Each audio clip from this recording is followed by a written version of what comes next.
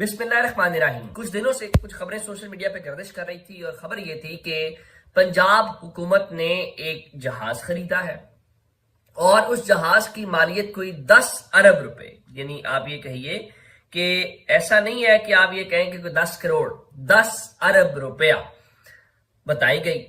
और गुज़श्ता रोज एक press conference थी और प्रेस कॉन्फ्रेंस वजीर इत्तलात पंजाब अज़मा बुखारी की थी और मैं एक रिपोर्टर के तौर के ऊपर वहां पर उस प्रेस कॉन्फ्रेंस को कवर करने के लिए मौजूद था। मैंने ये सवाल वहां पर किया और मैंने कहा कि मुझे बताइए कि सोशल मीडिया पे सर्कुलेट कर रहा है और आपके ही एक साबिका कोलीग मिफ्ता इस्माइल साहब ने कमेंट किया है कि एक जहाज खरीदा गया, तो ये बताइए कि जहाज आप लोगों ने खरीदा है, नहीं खरीदा, और अगर खरीदा है तो उसकी जो मालियत है वो क्या होनी चाहिए। तो इसके ऊपर पंजाब की इंफॉर्मेशन मिनिस्टर जो अज़मा बुखारी साहिबा हैं, उन्होंने इस हवाले से जवाब दिया कि बिल्कुल जी, हमने जहाज खरीदा है और हमने जहाज इसलिए खरीदा है कि आप जानते हैं कि हम एयर पंजाब बना रहे हैं और एयर पंजाब के लिए हम बहुत सारे तैयारे खरीदेंगे, बहुत सारे तैयारे लीज के ऊपर लेंगे। तो ये बिल्कुल उसी सिलसिले के अंदर ये एक जहाज खरीदा गया है। अच्छा, ये उन्होंने कहा कि आपने जहाज खरीदा है, लेकिन प्रॉब्लम यह है कि जो गल्फ स्ट्रीम जिस कंपनी का ये जहाज खरीदा गया है, उनके इस जहाज के अंदर जो मॉडल सामने आया है उसमें बताया गया है कि उसमें ज्यादा से ज्यादा 19 अफराद सफर कर सकते हैं। तो अब क्या हुकूमत इतना महंगा जहाज खरीद के 19 अफराद को ट्रेवल कराएगी? तो ये बात थोड़ी सी डाइजेस्ट नहीं हुई, लेकिन उसके ऊपर फिर रद्देमल आया और वही मिफ्ता इस्माइल साहब, जिनको फिर उन्होंने आगे चल के एक और भी जुमले के अंदर कहा कि फिर टैक्स चोरी की बातें होंगी तो ये वो फला।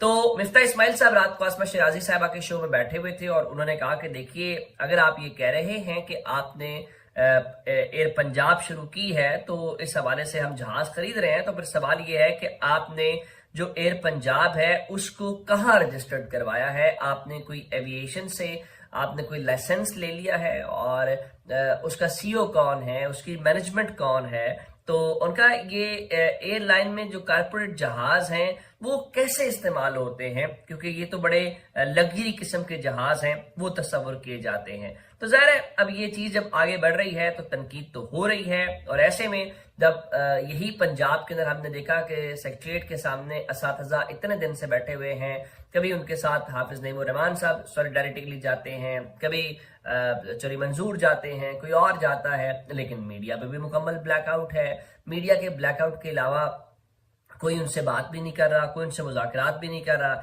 ऐसे में जब ये खबरें आई कि पंजाब के अंदर फलां डिपार्टमेंट की जो ग्रेजुटी है वो खत्म कर दी गई है, फलां जो डिपार्टमेंट है जी उनकी आपने पेंशन खत्म कर दी है, और उनसे भी बढ़ के जब आपको ये पता चले कि देखिए जी, हमने पंजाब के अंदर लोगों से अब गंदुम भी नहीं खरीदेंगे, और गंदुम इसलिए नहीं खरीदेंगे कि खजाने के ऊपर बोझ बन रहा है, तो फिर ये जहाज वाली बातें अपनी जगह पे जरूर आएंगी और सवाल उठेगा। और फिर रात को जियो न्यूज ने खबर दी और जो खबर है उनके जो लाहौर के ब्यूरो चीफ हैं रईस अंसारी साहब, उन्होंने खबर दी। तो उन्होंने कहा कि देखिए, मैं वो पढ़ के सुना देता हूँ। उनका जी, वजीर आला पंजाब मरियम नवाज के लिए नया तैयारा खरीद लिया गया है। गल्फ स्ट्रीम G500 तैयारे की कीमत 10 अरब रुपए के करीब बताई जा रही है। जराये के मुताबिक तैयारे का नंबर N1144S और कीमत तकरीबन 10 अरब रुपए से ज्यादा है, या 10 अरब रुपए है। इस तैयारे के पाकिस्तान में सफर का रिकॉर्ड भी है। ये तैयारा अभी पाकिस्तान में रजिस्टर्ड नहीं हुआ,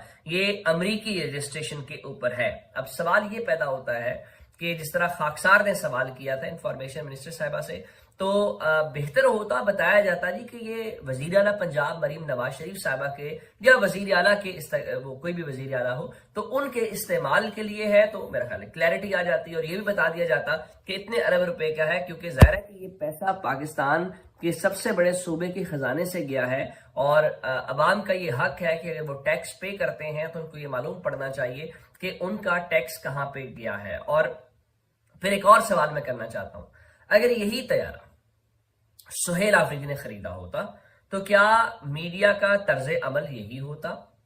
क्या इसी तरह से जवाब दिया जाता कि एयरलाइन बना रहे एयर पंजाब? फिर एक और भी बड़ा इंपॉर्टेंट सवाल है कि 10 अरब रुपए का एक तैयारा खरीदा और तकरीबन इतने ही अरब के अंदर आपने जो है वो पीआईए बेच दी, यानी पूरी एयरलाइन और एक तैयारा। और फिर उससे भी इंपॉर्टेंट बात यह है कि जब आप एयरलाइन पंजाब, जब आप पीआईए बेचते हैं तो मुस्लिम लीग नून की गवर्नमेंट कहती है कि देखो भाई, ये तैयारे चलाना, ये मुख्तलिफ बिजनेस करना, ये गवर्नमेंट्स के काम नहीं होते। बिजनेस, गवर्नमेंट का काम बिजनेस को रेगुलेट करना होता है, टैक्स कलेक्ट करना होता है, गवर्नेंस करना होता है। तो ये कैसे हो सकता है कि मुस्लिम लीग नून की विफाकी हुकूमत तो पीआईए को बेच दे और ये कहे कि जनाब देखें ये हमारा काम नहीं है, लेकिन मुस्लिम लीग नून की पंजाब हुकूमत जो है वो एयरलाइन खरीदे और एयरलाइन बनाए, तैयारे खरीदे और कहा जाए जी हम एयरलाइन है। सो इतनी कॉन्ट्रडिक्शंस हैं कि ये बात बन नहीं रही। फिर इसी वजह से जब वो ये चीजें आती हैं तो टीवी के ऊपर तो बात नहीं होती, सोशल मीडिया के ऊपर बात होगी तो लोग फिर उसके ऊपर सवाल उठाते हैं और फिर तनकीद भी करते हैं और फिर तनकीद जो है वो बुरी भी लगती है और इसीलिए सोशल मीडिया पसंद भी नहीं है। अच्छा जी, दूसरी बात जो है वो सोहेल अफरीदी जरा तगड़े हो रहे हैं। मैं ये देख रहा हूँ कि कल से जब धरना शरना खत्म हुआ है और सोहेल अफरीदी ने रिहाई फोर्स, देखिए मैं तो ये कह रहा हूँ रिहाई फोर्स रिहाई तहरीक इंसाफ ने करानी है और बतौर पार्टी करवानी है। और सच्ची बात यह है कि इमरान खान की रिहाई किसी ने नहीं करवानी, इमरान खान की रिहाई इमरान खान ने खुद करवानी है, उसका फैसला इमरान खान ने करना है। और मैं हमेशा कहता हूं कि इमरान खान ने जब फैसला कर लिया कि मैंने रिहा होना है तो वो रिहा हो जाएंगे, बिल्कुल वैसे ही नवाज शरीफ ने जब फैसला किया था। और ये बात रात को राना सनावला कह रहे थे जी खान साहब बिल्कुल रिहा होना चाहते हैं, हर इंसान रिहा होना चाहता है, लेकिन मसला क्या है, रिहा होने का एक तरीकाकार है। यानी आप नवाज शरीफ बन के रिहा होना चाहते हैं या आप अपनी शराइत के ऊपर, अपनी शराइत ये है कि मैं अपने उसूल पे कंप्रोमाइज नहीं करूंगा, मैं इस चीज पे खामोश नहीं रहूंगा, मैं मुल्क से बाहर नहीं जाऊंगा, तो ये उनका राइट है। जब तक उन्हें लगता है कि मैं उसको रजिस्ट कर रहा हूं तो वो रजिस्ट कर सकते हैं। अब सोहेल अफरीदी को लेकर धमकियां दी जा रही हैं। रात को राना सनावला ने ये कहा कि जो इन्होंने कहा है सोहेल अफरीदी ने कि उंगली टेढ़ी करनी पड़ेगी, तो हो सकता है कि एक तो इनकी उंगली है ही नहीं है, तो अगर उंगली है भी तो उंगली या तो टूट जाएगी या फिर उंगली जो है वो रहेगी नहीं। तो ये बातें हो रही हैं कि सोहेल अफरीदी को शायद इलेक्शन कमीशन के जरिए डिस्क्वालीफाई करा दिया जाए या और बहुत सारी चीजें इस किस्म की जा रही हैं। फिर मैंने एक चीज और देखी कि रात को